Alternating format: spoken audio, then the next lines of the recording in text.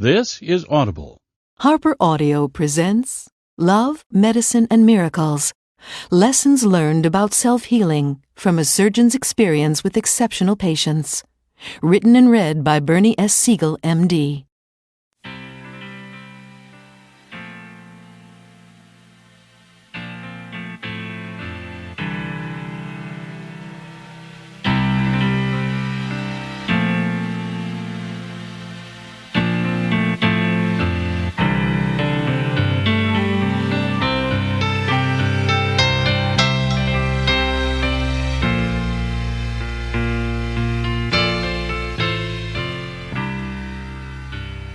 The privileged listener. The idea of the exceptional patient is not taught in medical school. I came to it only after a long period of unhappiness and soul-searching in my profession. I didn't have a class on healing and love, how to talk with patients, or the reasons for becoming a doctor. I was not healed during my training, and yet I was expected to heal others. In the early 1970s, after more than a decade as a practicing surgeon, I was finding my job very painful. It wasn't a typical case of burnout. I could cope with the unending problems, the intensity of the work, and the constant life or death decisions. But I'd been trained to think my whole job was doing things to people in a mechanical way to make them better, to save their lives.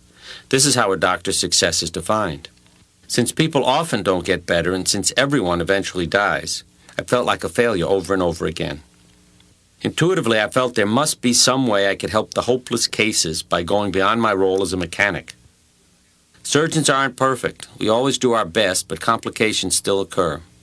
Although disheartening, they keep us grounded and prevent us from starting to think of ourselves as gods.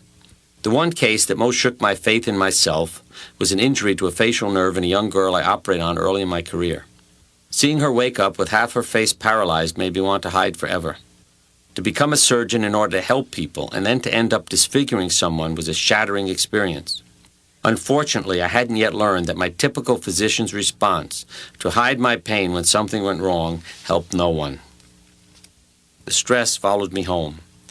Days before a difficult operation, I'd live it over and over in my mind, praying that the successful result I visualized would come to pass.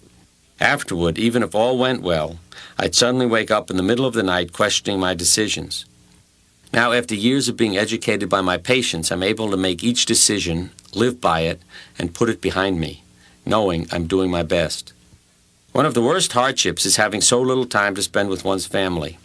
I had to adjust to the idea that being home on a weekend was a bonus, not something I could count on.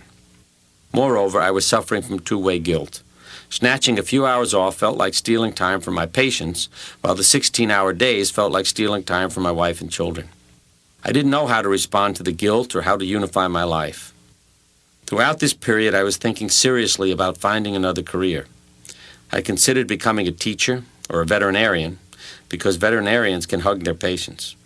I couldn't decide what I wanted, but I realized that most of my choices had to do with people.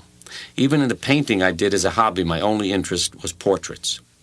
Then it finally dawned on me. Here I was seeing scores of patients every day as well as their families, dozens of doctors and nurses, and still I was looking for people. All this time I'd been dealing in cases, charts, diseases, remedies, staff, prognoses instead of people. I thought of my patients merely as machines I had to repair. I was still debating whether to give up half a lifetime's learning to enter another specialty. Then one of my cancer patients, a concert pianist named Mark, helped me realize that I could be happy without changing my profession. As his condition improved, all his friends told him he should go back to the stage, but he said he knew he didn't belong there anymore. He had found he was happier just playing the piano at home. He was still doing what he loved, but he had changed the context to suit his own needs. I realized I needed to do the same. I tried to step out from behind my desk and open the door to my heart as well as my office. Now I literally have my desk against the wall, so my patient and I are in position to face each other as equals. I want to see my patient with no obstacle between us instead of relating as expert to failure. I began encouraging my patients to call me by my first name. In the beginning, it was quite scary to be just Bernie, not Dr. Siegel, to meet others as a person, not a label. It meant I had to like myself and deserve respect for what I did rather than what I'd learned in school. It's a simple yet effective way to break down the barrier between doctor and patient. Moving my desk and working on a first-name basis were only symptoms of a larger change. I committed the physician's cardinal sin. I got involved with my patients. For the first time, I began to understand fully what it's like to live with cancer, knowing the fear that it may be spreading even while you talk to your doctor, do the dishes, play with the kids, work, sleep, or make love.